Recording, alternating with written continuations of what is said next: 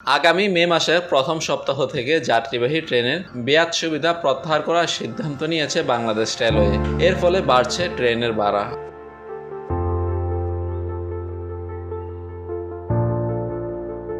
সোমবার এক বিজ্ঞপ্তিতে এ তথ্য জানায় বাংলাদেশ রেলওয়ে।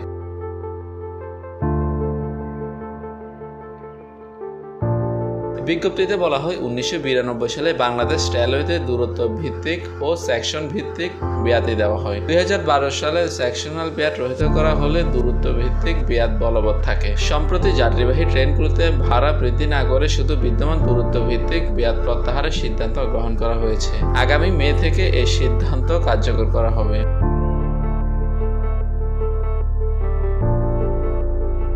বিষয়টি নিয়ে বাংলাদেশ রেলওয়ের মহাপরিচালক সর্দার শাহাদাত আলী বলেন, মেয়াদ প্রত্যাহারের মাধ্যমে আগামী 4 মে থেকে ট্রেনের ভাড়া সমন্বয় করা হবে।